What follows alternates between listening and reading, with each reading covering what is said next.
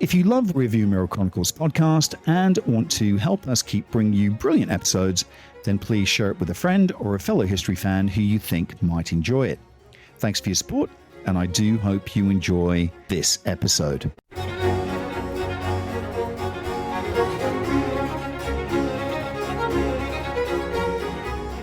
Hello, I'm Keith Houghton, and welcome back to part 2 of the Mau Mau Uprising. So to continue where we left off with part 1, there were also shifts in the empire's population. You know, after decolonizing in Southeast Asia, there were migrations, small waves of people moving from India to Africa, including into Kenya, joining existing Southeast Asian communities there. But the bulk of the settlers in the 1940s and the 1950s were white colonials from South Africa and Rhodesia and Britain, committed to the imperial dream. They weren't just passing through. These people were actually putting down roots. And this brings me to the telling of this story. When Elkins wrote a book about this, it had 2 titles. In the United States, it was called Imperial Reckoning. In the UK, more provocatively, Britain's Gulag. And the book was built on years of research, hundreds of interviews, visits to Kenya, personal testimonies, archiving work, and much of it done while the events were still within living memory. What Elkins didn't expect, or at least not fully, was the firestorm it would unleash. There was praise, yes, but the response was far from gentle. She was still a young historian at the time, and I think she naively assumed that there'd be some academic pushback, a few tense reviews. What she got instead was an avalanche of criticism, of outrage, even personal attacks. It came unsurprisingly from the right, from those still nostalgic for empire, but it also came from parts of the left. This was in 2005, and the Iraq War was raging. And suddenly, a book about Kenya in the 1950s was being read as a mirror for Iraq now. Now, you would also argue the story that I'm telling you would also apply to what's happening to the Palestinians. Parallels were impossible to ignore. Torture, occupation, the language of rehabilitation, the myth of moral superiority. With Tony Blair and George W. Bush shoulder to shoulder, the timing of the book coming out really hit a nerve. And in many ways, Imperial Reckoning was no longer just about what had happened in the forests of Kenya. It had become really a story about what empires do when they feel the ground shifting beneath their feet. And I think the timing of it all was striking.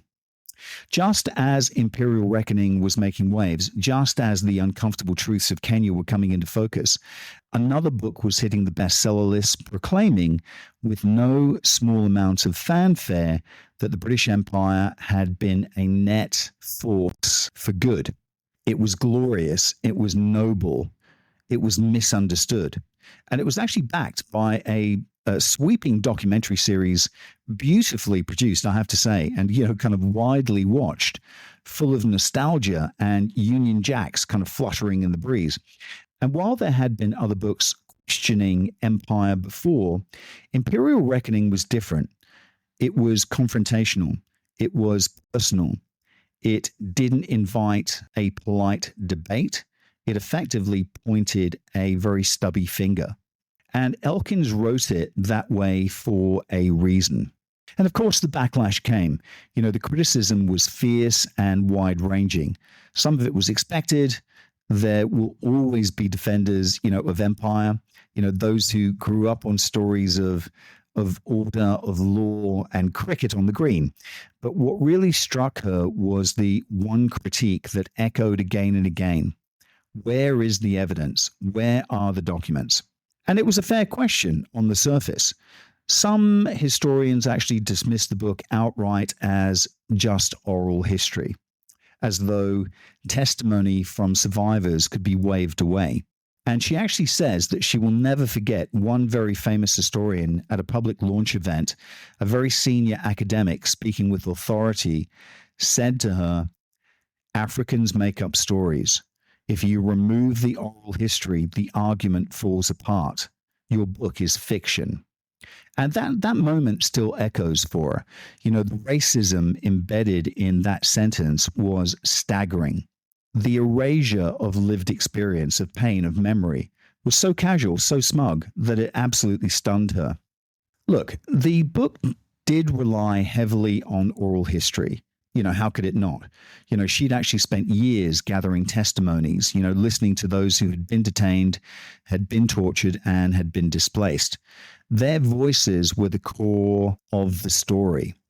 But what those critics completely missed, or perhaps deliberately ignored, was that the oral history was supported by a vast scaffolding of documentary research. There were archives, there were reports, there was paperwork, but there were also gaping holes. At the time, Elkins knew through whispers, through side comments from archivists and researchers, that something just wasn't right in the Kenya National Archives. Entire sets of documents had just vanished. It wasn't just one or two files missing, it was systematic gaps, as if someone had actually come through with a pair of scissors and snipped out the most incriminating chapters. Still, I have to say, even in those early years of her research, she didn't assume bad faith. She assumed that the archives were simply incomplete. And I've been there and found those kind of holes. You actually assume that records are lost. Others have been misfiled, or some perhaps have been damaged or never really created in the first place. You never jump to the conclusion that they were deliberately removed, not at first. She began her work in the UK, spending long days at what was then called the Public Record Office. Now it's actually the National Archives at Kew. And she followed paper trails.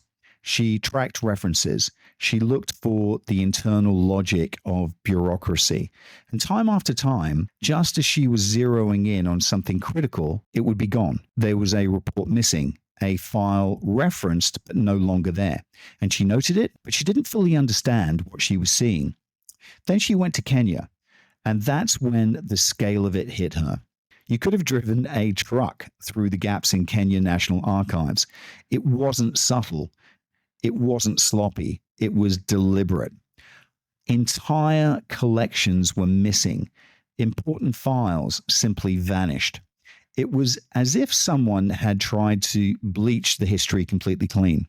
And as she began to piece this together between the UK and Kenyan archives, between testimonies and paperwork, it became absolutely clear that this wasn't absence, this was erasure. What really made the scale of the cover-up undeniable was the sheer absence of paperwork. Not just a few files, gone missing, but an entire infrastructure of accountability erased. If you take the detainees, for example, let's go back, even if only for argument's sake, to the official British number of 70 to 80,000 people detained. But even if we accept it, bureaucratically, it should still amount to something concrete, no? Under colonial administrative rules, 3 separate ministries, Justice, Internal Security, and the Colonial Office, were supposed to maintain an individual file on each detainee. That's not a maybe. This is law. It's protocol. At a minimum, she should have been looking at over 200,000 individual records. But guess what? There was only a couple of hundred. That's it. No more than 200. Sometimes she would be handed an index that seemed incredibly promising. Maybe the file wasn't in the folder, but at least there was a reference, a title, a trace. Other times the index led nowhere. The entry might just say lost or unavailable, or worse, the index itself had vanished.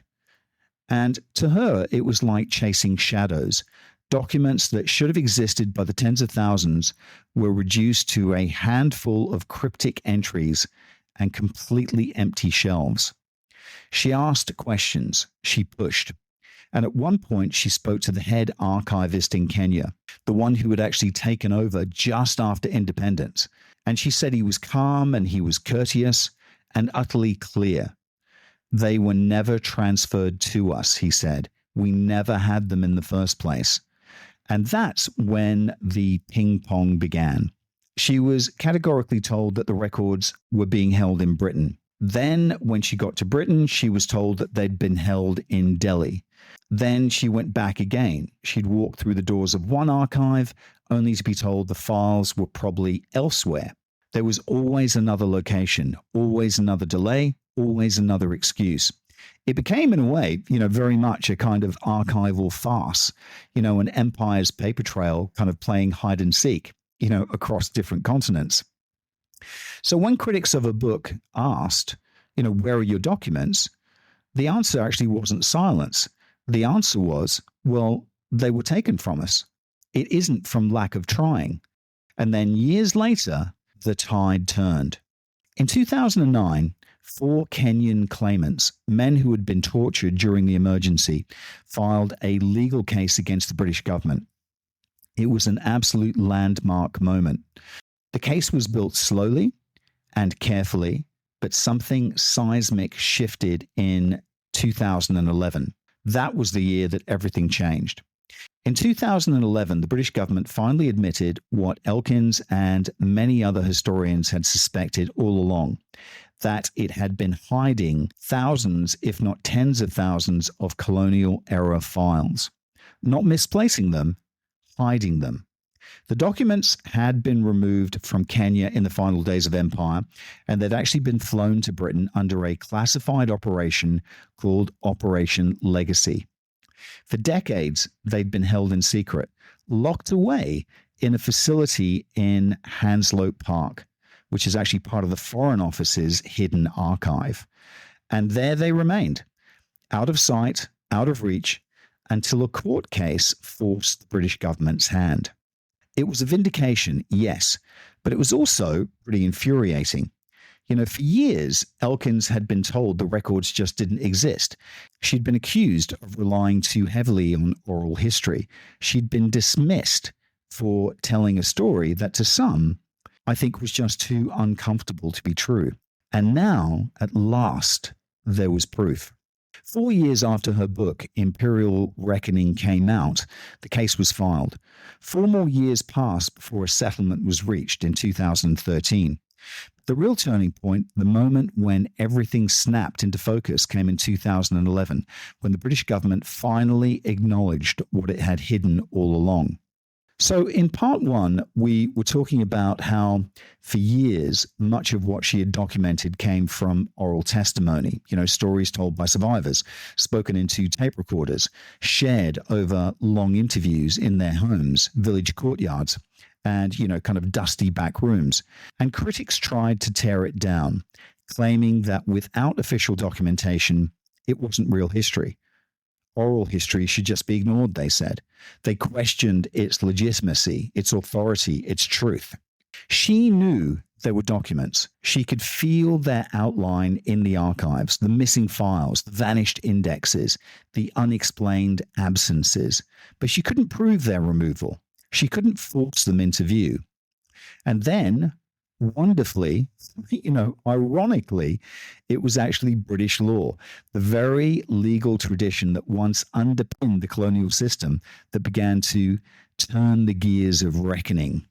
And it started with Lee Day, a law firm known for taking on very difficult, high-profile human rights cases.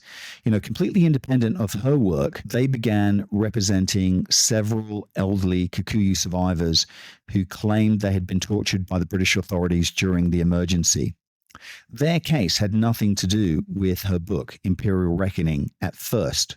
In fact, Martin Day, one of the lead solicitors, happened to be in Kenya working on an entirely different matter, cases of rape, allegedly committed by British soldiers in northern Kenya, when he bumped into Elkins. And it was also pure coincidence that the BBC, while digging into her early work, had just produced a documentary called Kenya White Terror. Martin and his colleague happened to see it, and a meeting was arranged with Elkins. They spoke very briefly, and he basically ended it by saying, look, let's keep in touch. And she assumed very much that that was that. And she went back to her research, and she didn't think anything else about it. And of course, then Imperial Reckoning was published, and that's when her phone rang. And they said, we want to talk to you, not just to chat, but to collaborate. We need to understand the depth of what you have uncovered, and more importantly, what documentary evidence exists.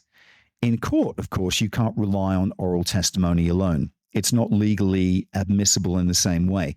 It has to be cross-examined. It doesn't carry the evidentiary weight required to sustain a legal case. So they had to build a scaffold of documents.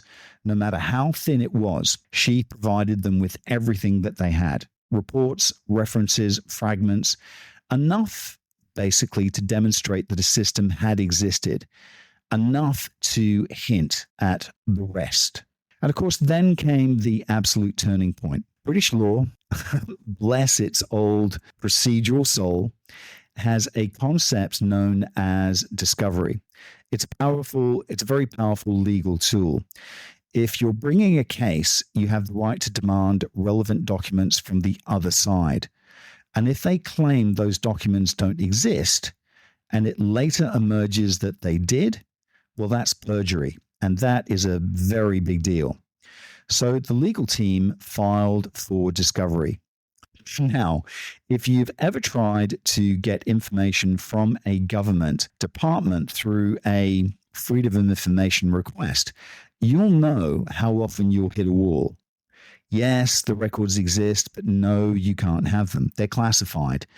It's national security, or simply we can't find them. And for most researchers, that's actually the end of the road. But in this case, it was different. Behind the legal case stood the full weight of the British court system. There were real consequences if they didn't produce the documentation. There was a judge, there was pressure, and in 2011, 2 years into the case, she got a phone call that she'll never forget. It was from Jen Leader, a brilliant barrister working with Lee Day. She said, "Something extraordinary has happened. The British government has just admitted it has discovered 300 boxes of previously undisclosed colonial files. 300 boxes. Files that had never been declared. Files that had never been catalogued, never been released to the National Archives.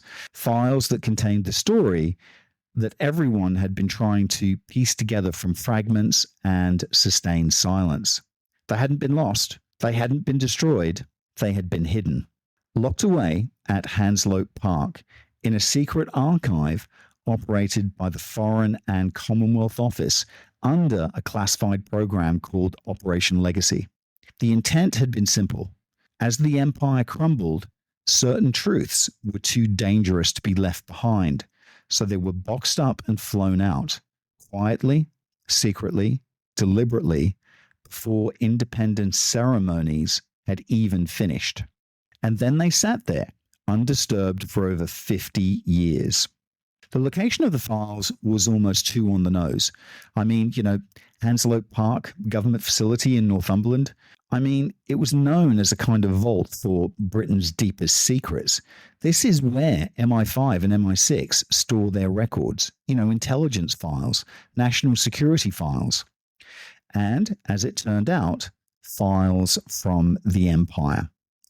Tucked away in the same fortress-like compound were not only the 300 boxes relating to Kenya, but 8,000 files in total, representing records from 37 former colonies.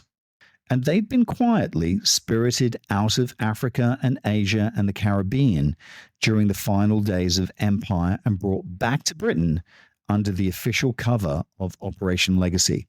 It wasn't a clerical slip-up. It was an intentional sweep, an effort to remove the most damning evidence before independence flags were raised. For historians like Elkins, this discovery was absolutely staggering. These files didn't just touch on torture or detention. They sketched across decades of colonial rule. Some actually went further than Kenya's emergency. Others were more recent, but what united them all was this: they were never ever meant to be seen again. Once these records came to light through the legal case, she joined two other historians as expert witnesses. The court actually gave them the mandate to review the documents. But even then, the British government pushed back. Every document had to be vetted by the very institution that was being sued, the Foreign and Commonwealth Office. The government argued over relevance, over classification, over national security. Elkins would look at a file titled, I don't know, say, use of torture in detention camps and say, this is clearly relevant. They would reply, no, it isn't. It became a war of attrition in many ways, a bureaucratic kind of tug of war over history itself. And still, piece by piece, the truth managed to come out. 3 separate hand lists, inventories of the files, were eventually released. Some were typed, others were handwritten, each was incomplete and arrived at a snail-like pace. But together, they revealed something extraordinary. And of course, Elkins couldn't do it alone. At Harvard, she'd pulled together a team of 6 incredible research students, and they turned her office into a war room. Walls covered with maps and pins and string and kind of post-it notes and spreadsheets and hand lists, scrawled over with a red pen. The chaos of Empire's paper trail turned into method. She and her team worked 24/7, cross-referencing titles, chasing dates, building databases. And as they did, the picture came into focus. File after file, page after page, everything Imperial Reckoning had claimed was there. There was torture, there was forced labor, there was collective punishment, there was racial abuse, there was surveillance. It was all laid out in black and white. Not just testimony now, not just memory, absolute proof. And yes, these were the very same files that had once belonged to the colonial administration in Kenya. They had been created by the police, by the military, by the district officers committing the crimes. Some actually bore the stamp of the colonial governor's office, and they had been carefully and deliberately removed as independence approached. Let's be absolutely clear, guys. This was not random. It was not chaotic. It was systematic. So from around about 1960 onwards, British officials began reviewing their entire colonial paper trail, and they created lists of every single file in existence, then decided the fate of each one. Some were to be left behind in Nairobi, others were to be packed up and flown back to London, and then there was a third category. Those deemed too sensitive, too explosive, were to be destroyed. And here's what they did. They built strong rooms. They assigned staff to sort through each document individually by hand. Some files were burned, others were shredded. But the scale of the job was so great and the clock so short that they couldn't destroy them fast enough. So they started dumping them in the Indian Ocean. Based on surviving records, Elkins was able to estimate that the British destroyed at least 3.5 tons of documents in Kenya alone. They even had an emergency destruction plan, a detailed procedure for eliminating sensitive material on short notice.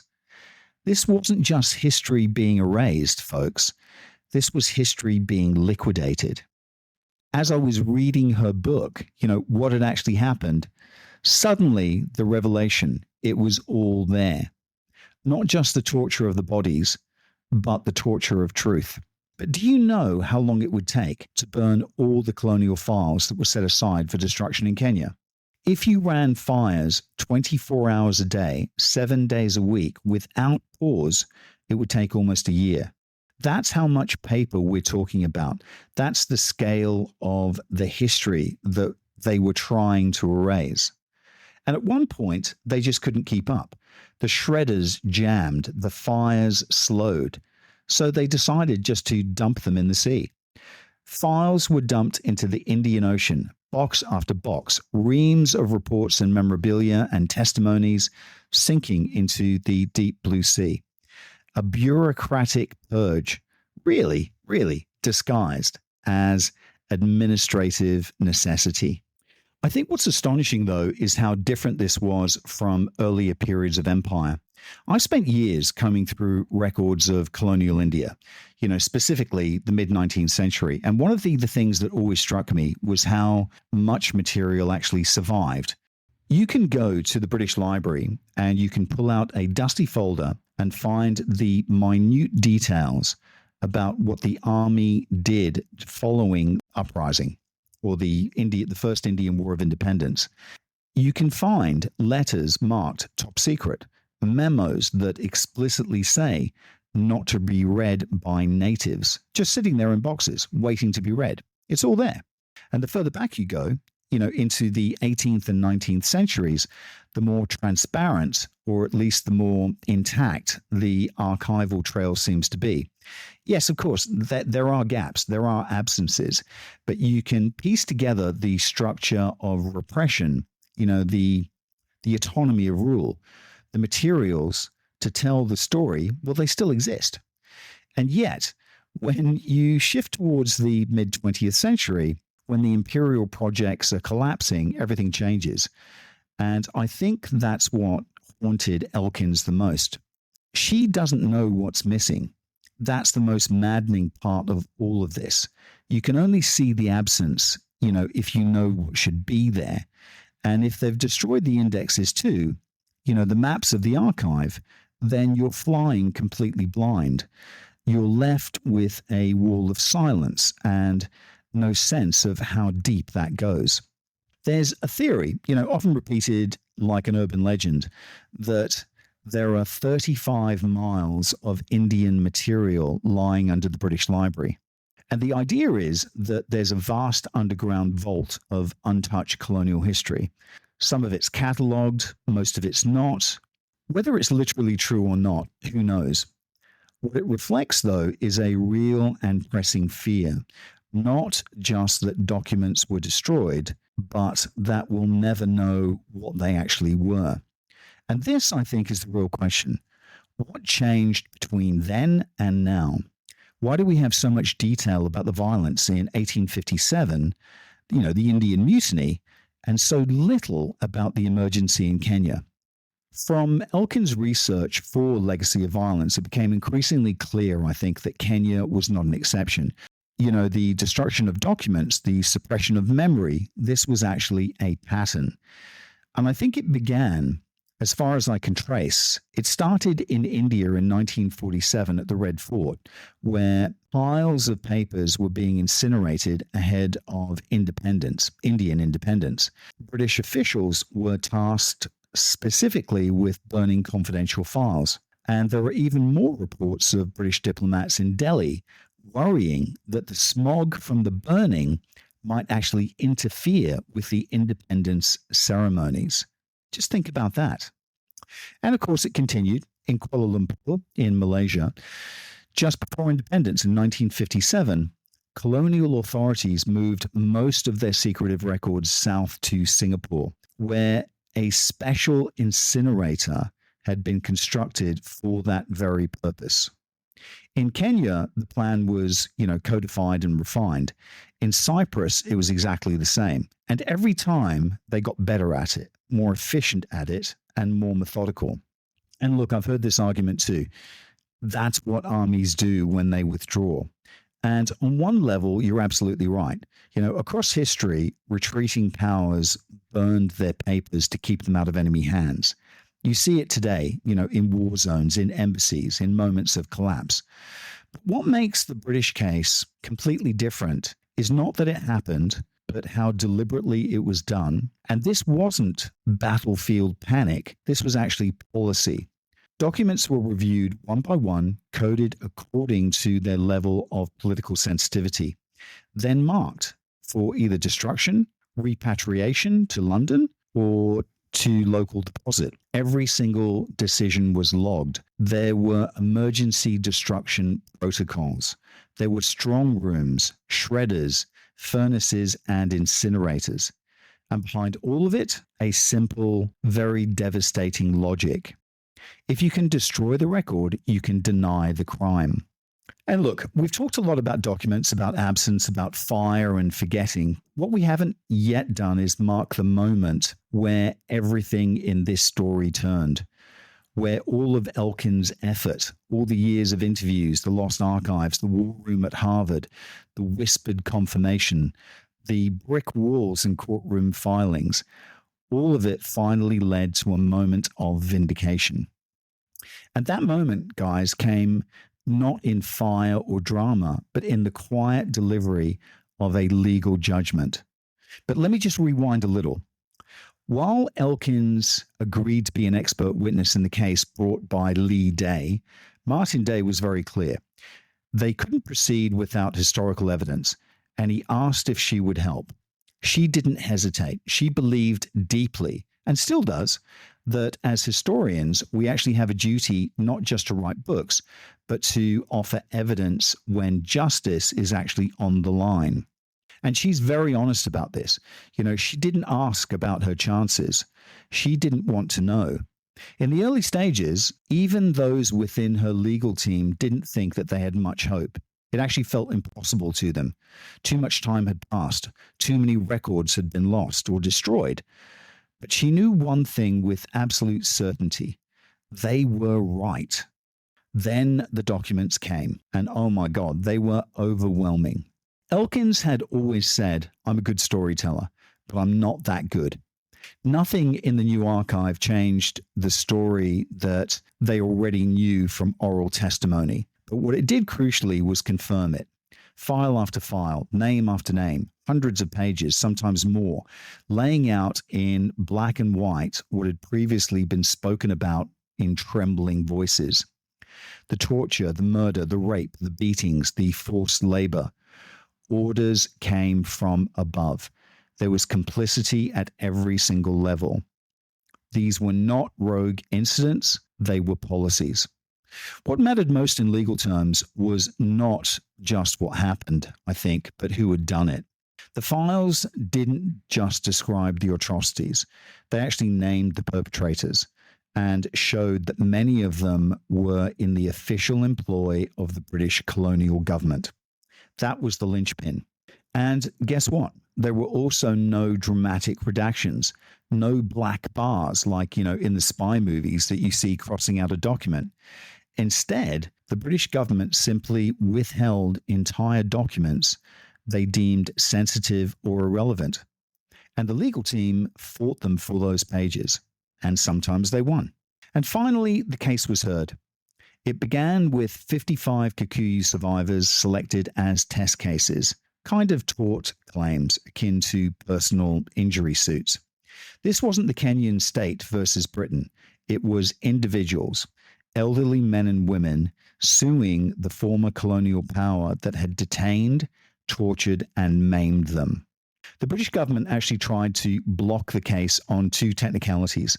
First, they invoked state succession, arguing that even if abuses occurred, responsibility now lay with the Kenyan government. In essence, not our problem. Second, they cited statute of limitations, claiming that under UK tort law, claims must be brought within 3 years, not 50. But you know what? The judge didn't buy it, and that was the moment. The verdict didn't come as a grand courtroom drama. It came quietly in the form of a written decision 3 months after a major strikeout hearing. Elkins was actually sitting in her office when the call came. The voice on the other end said 2 words: "We won." The judge ruled that the case could go forward despite the statute of limitations. An extraordinarily rare outcome. But why? Well, the evidence was just too overwhelming, because justice delayed in this case could not be justice denied. And then the government settled.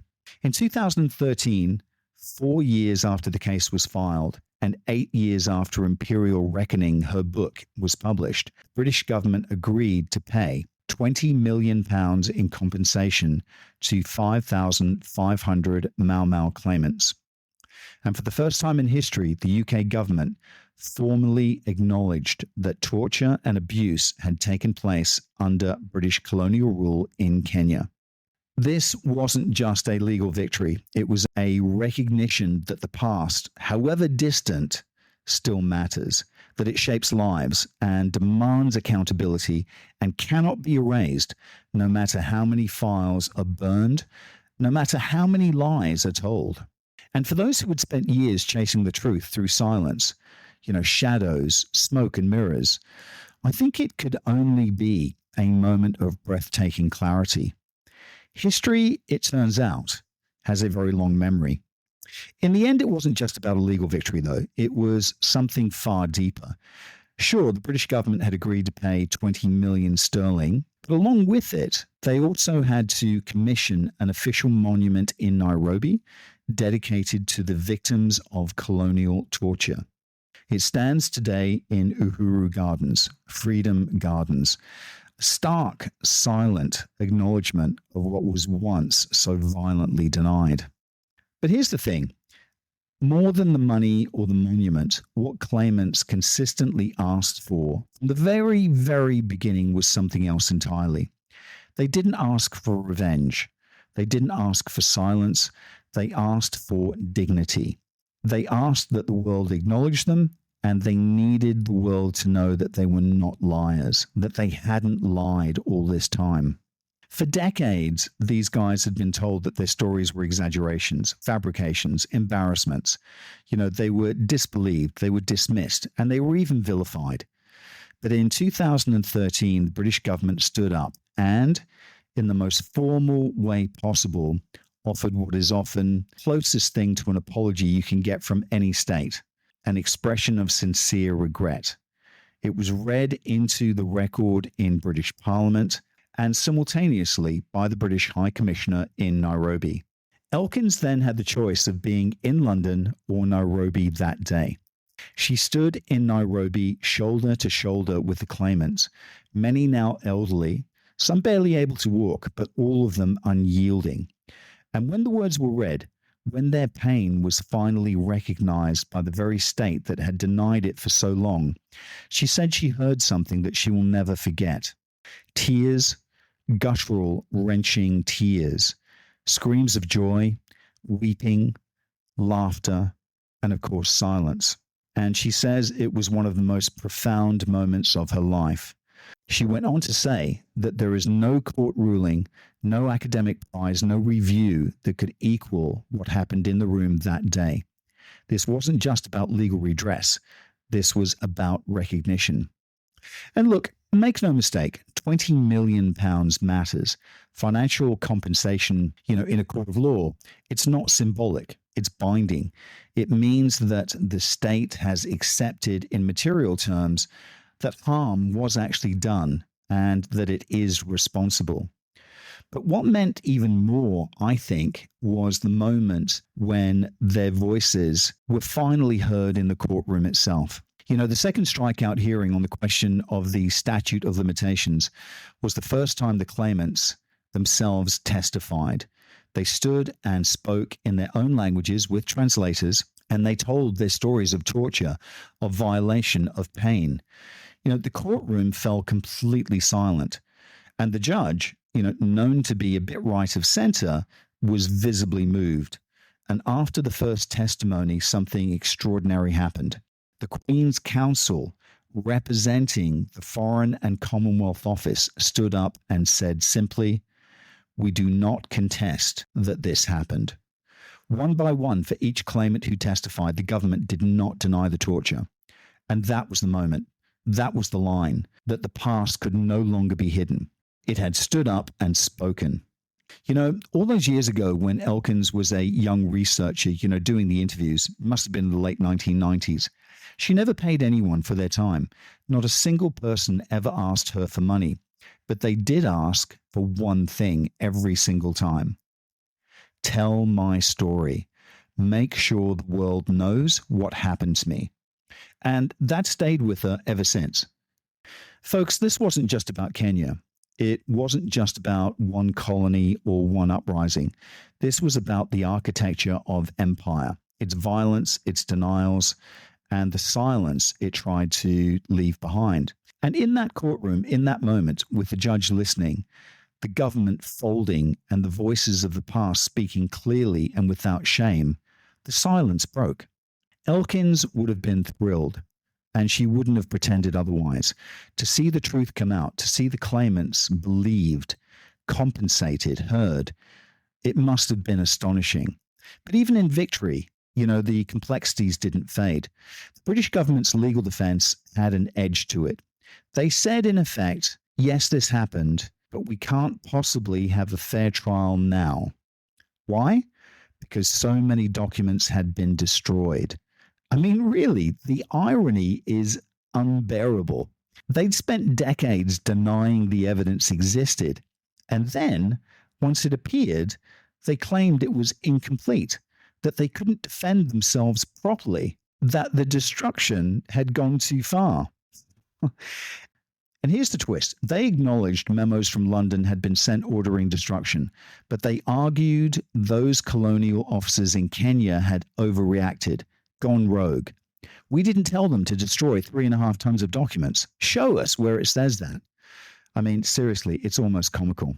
Then they turned and thanked her. Thank you, Professor Elkins, for collecting all this beautiful evidence.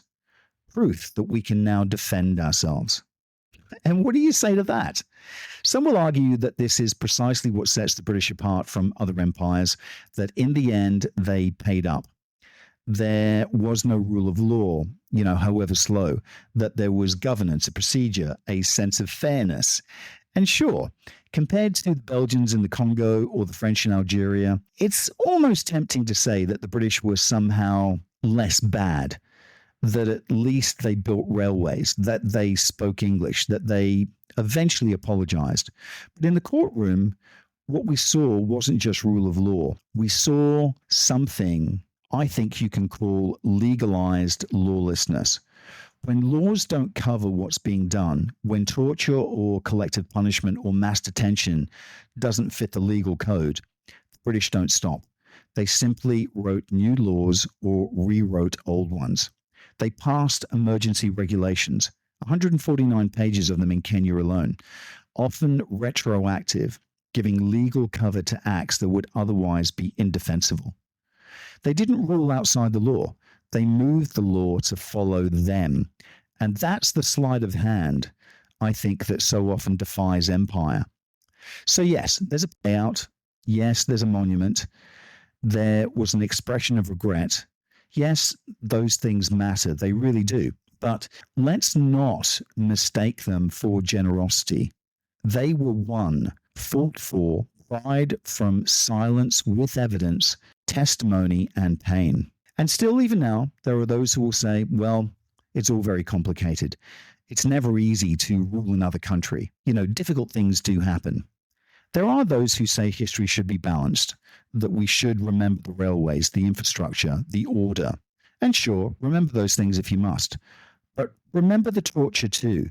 Remember the bonfires. Remember the men and women who sat and died in barbed wire camps, who were beaten, who were never meant to be heard from again. Look, if empire has a legacy, it's not just about conquest. It's about who gets to speak, who gets to be believed, and who gets to erase the evidence. And maybe the most dangerous thing you can do with the past is tidy it up. Ladies and gentlemen, thank you for listening in, and I'll look forward to talking to you again next week.